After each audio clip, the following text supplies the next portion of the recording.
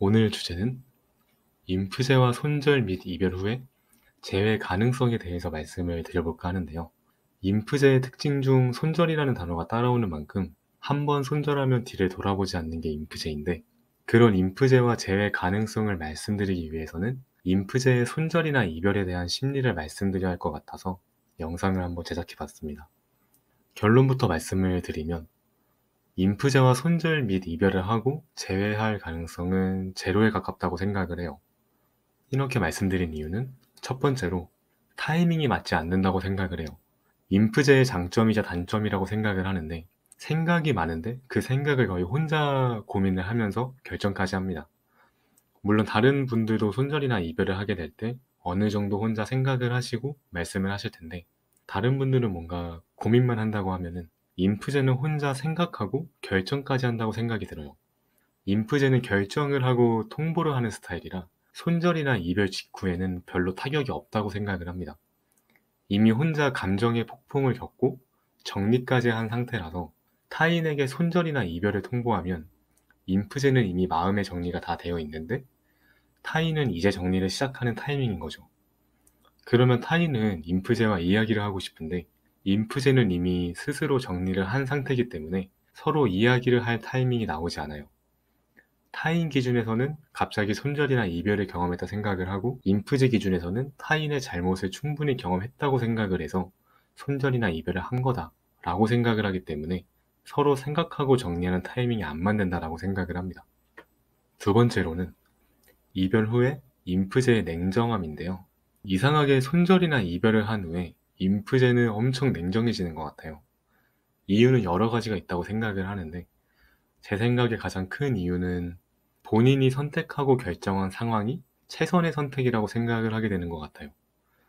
이미 나는 이 사람과 이별을 하기로 결심을 했고, 본인 스스로 충분히 생각하는 시간을 가졌기 때문에 이건 내가 지금 가장 올바르게 선택한 상황이다 라고 생각을 하기 때문에, 손절이나 이별 직후 타인의 의견은 들어줄 수 있지만 타인의 의견을 반영하진 않는 것 같아요.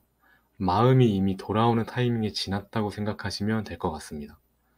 쉽게 설명을 해드리면, 이 타이밍에는 타인보다 나 자신을 보호하고 챙기자라는 생각을 가질 때라, 자신을 보호하고 챙기는 방법은 인프제 본인이 긴 시간 동안 고민을 하고 결정한 선택을 후회 없는 선택이라고 생각을 하기도 하고, 더 이상의 그 문제로 마음의 상처를 받기 싫어서 타인보다 나를 보호하자는 마음이 커진 상태라고 생각하시면 될 것 같아요.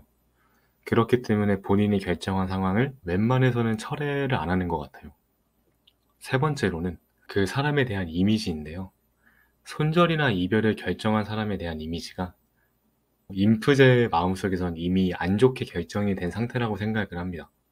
제 생각엔 인프제는 머릿속에 사람에 대한 이미지가 형성이 되어 있다고 생각을 하는데, A라는 사람은 신뢰가 있고 일을 잘하며 친절하다 라고 생각을 한다면, 이 생각은 인프제가 A라는 사람을 관찰하고 파악해서 생각한 이미지예요.